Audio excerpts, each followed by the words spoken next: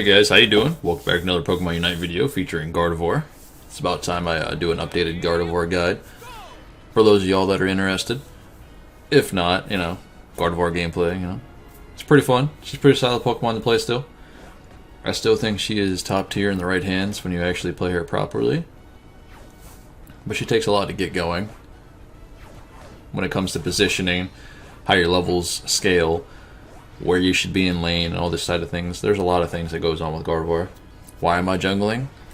Well, no one on my team actually wanted to jungle this game. Let alone, Gardevoir suffers in every single rank. Master rank, ultra rank, doesn't matter rank you are as Gardevoir. You will have a rough time in lane as Gardevoir. Unless you have a decent support with you. Now, not everyone plays supports and everyone plays a tank. A lot of people just play DPS, right? So sometimes you will get bullied. And in this game here, the Pokemon that they decided to choose, we do have a Gible, which at the end of the day, makes it a 4v5. They also have, me, a Gardevoir, so you can argue 3v5, because we don't come online until, later into the game. So we do have a rough early game. So I chose to go in the jungle, just because I can scale really, really fast in the jungle. And at the end of the day, Gible's up top lane with Scorbunny, and those two are not having a good time. He's going in right now to 1v3 in this scenario, which isn't good for anybody. So I'm trying to help out and do the best that I can. Get up here when bees spawn. That's super important, guys. Make sure you're doing your rotations. Make sure you're at every single checkpoint you need to be. Always have a plan. We're sitting up here. We are playing Gardevoir today in the jungle. Now, you could argue, you can play her in a lane. Like I said, you can do that, but again, you do get bullied. So this is the easiest thing to do, especially at the scale early. And no matter what, if you actually do get to play her in jungle, do exactly what you see here. You want to be kiting these the jungle buffs. That way they don't do damage to you. That way you don't take damage. That way you can just sit there and free poke. You do have to dodge Ludicolo, and sometimes, you miss it, and he hits you. It is what it is. But you come out of the jungle at level 5 early, and your first power spike is level 6, right? It's really, really fast, opposed to being in lane. We do take Future Sight, opposed to Psyshock. I used to be a fan of Psyshock. I used to play it a lot, but now Future Sight to me is just it's bread and butter. You have to take it. Now the reason why I say you have to take it is because once you get good with landing Future Sight, you can just spam it, guys. You can literally just sit here. You never have to be in melee range. Just sit there and spam Future Sight. That's all you gotta do. Because as soon as you hit a target, you get a reset, essentially. Now you could argue that being a long-range caster, sometimes people get in your face. And on this game, trust me, they will get in your face. Because you will always be with teammates that are out of position. Even sometimes you're out of position, right? No one plays perfect. But in this sense, you know what you're going to do, opposed to what your teammates are going to do, and what the enemy team is going to do. It's a lot harder to, sync up your CCs, your crowd controls together, when you're playing in solo queue. So as long as you play with that mindset as, hey, I am solo queue, I have to be mindful of myself, more so than my own teammates, because again, this is solo queue, they're going to derp around whenever they feel like derping around, they're going to CC whoever they feel like CCing, no matter what rank you're in. It's a lot harder to just depend on someone in a solo queue game, opposed to playing in groups. So you line up and Moonblast with somebody, like Wigglytuff Sleep or what have you, you can do well, right? But when you get paired with someone else in your lane, arguably, let's say you're playing with Gible inside your lane, it's you and Gible. That's going to be a rough lane for you. You're going to get bullied a lot. The enemy jungler probably might camp your lane, and if it's a Zahara, per se, you're going to have a rough time. So playing position with Gardevoir is key for you to climb ranks. At the end of the day, every Pokemon, you want to pay attention to your position, but more so on Gardevoir than a lot of other Pokemon, just because she is a long-range caster. And you're no good to your team if you're dead, right? And sometimes it only takes one Moonblast to get a kill. Not just from your base kit, but like from your team. You Moonblast one target, and sometimes your team will just follow up with damage and or CC of their own, and that nets you guys a kill.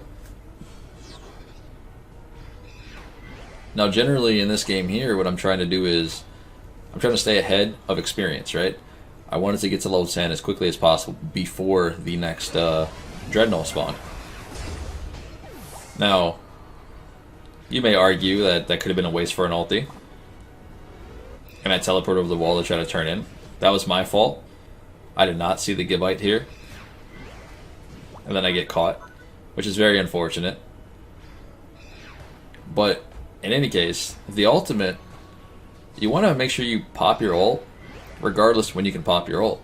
You don't want to sit here and try to hold that ultimate for, a 5 stack. You know what I mean? Try to get like 5 people in the same thing, or in your ultimate. Don't waste your time with that. The longer you hold that ultimate for those moments, the longer it's going to be on cooldown, if that makes any sense. Because the sooner you pop the ultimate, the faster it can recharge. Now, this game, again, is an 8-minute game until Zapdos spawns and the game becomes Zapdos, right? That's essentially what you play the game for. So you could argue that I just saved my ult for Zapdos. Sometimes, if you play correctly, your team doesn't necessarily need Zapdos.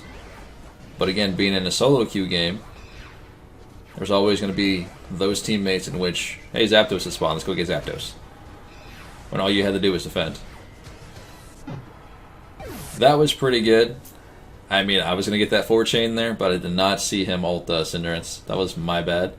I had a eject button and everything, I just did not see the ultimate go off.